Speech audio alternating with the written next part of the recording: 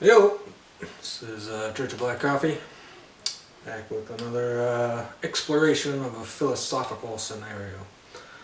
This one is of an ethical nature, like the trolley problem we looked at before. This one I'm going to call the bread problem. So, pretty simple. A loaf of bread. It's a loaf of bread. In a kingdom, the people in charge have made it the case that a loaf of bread costs an exorbitant amount of money. And they do this in order to extract as much money as possible from the citizens of the village. So let's say it's $1,000. Vast majority of people cannot afford the cost of bread, and you are among those people. You cannot get bread, and a loaf of bread is just stand for food in general. So one day you notice the bread truck roll by, and the back is open. The driver gets out, walks away, and you have the opportunity to steal the bread. And because this is a philosophical scenario, we can tighten the parameters a little bit. So you can steal the bread, or starve to death. Now, if you steal the bread, you will not get caught.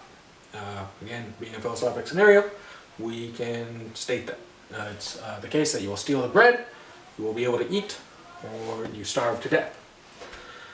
I think for many people, this is not that challenging of a question. You would steal the bread. The price fixing of this bread is immoral in itself. They are restricting access to food in a way that is completely unethical. And so stealing, while stealing, I think is a lot of us think are wrong some of the time, most of the time. And in this situation, you could steal the bread because you're in a situation where it's that or die. And that's an unfair situation to be in. Now that we've done it, and that is important in philosophy, you got to follow the rules. You choose between one or two. I don't hold a lot of solid positions. I am very susceptible to a strong argument one way or the other. But in this case, I'm pretty comfortable with saying I personally would steal the bread. The issue, though, for me is in looking at this, now that I've answered that question, I can think a little bit outside of the scenario. What about when the bread's gone? I'd have to steal another loaf of bread, and then another one, and another one. And that's not sustainable. And it also, it really restricts the lesson to be learned from this, I think. So I wanted to expand on the bread problem. So imagine that there are A's who can afford bread, and B's cannot afford bread. No matter what the B's do, the B's have argued, begged, protested,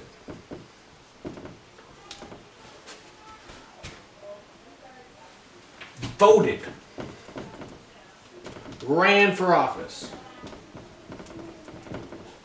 And no matter what the B's do, they cannot become an A. B cannot become A. It just does not happen. The system is set up so that the A's are the A's, the B's are the B's, no matter what the B's do, they can't get the bread. So what should they do?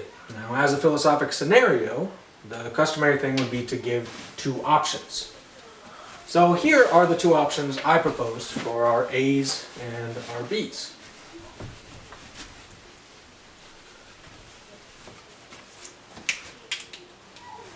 Do nothing and starve, or do anything they can to destroy the system. I propose that this scenario is not that unlike the original scenario.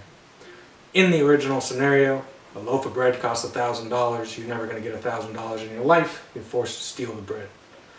In this scenario, doesn't matter how much bread costs, you are never going to be able to afford it because the system in place prohibits you, a B, from becoming an A person who can't afford it. So you do nothing and you starve, or you do anything you can to destroy that system so that B's and A's can both eat.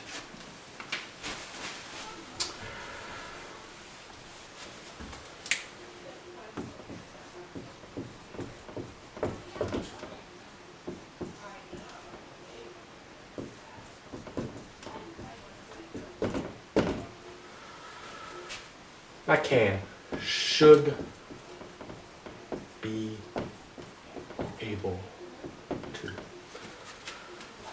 I think that's a pretty straightforward ethical stance. A B, an A, whoever, they both should be able to eat. If the system prevents B's from being able to eat, the system must go.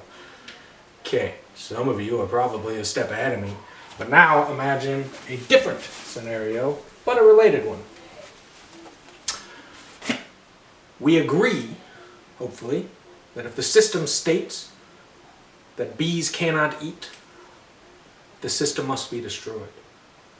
Imagine now instead a system in which not only can bees not eat, bees can't mow the lawn. Bees can't go for a jog. Bees can't call the police to help them.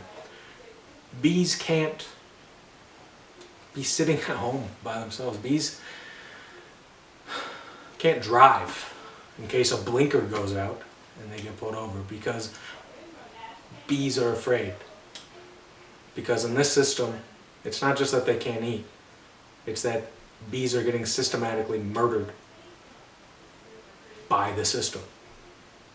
So they have two choices. Do nothing and die, or do anything they can to destroy the system.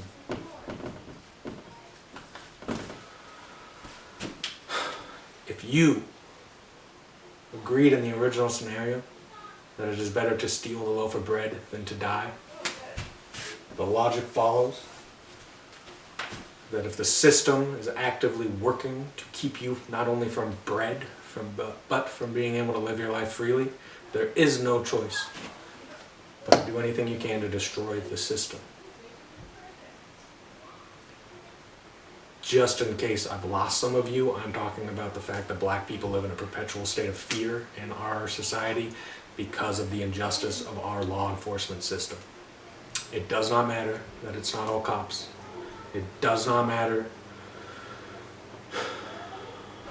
that there are some black people who have achieved some level of success. It is a fact on paper, clear as day, that our system is designed to keep black people from succeeding, from being able to live their lives without fear, from being able to eat.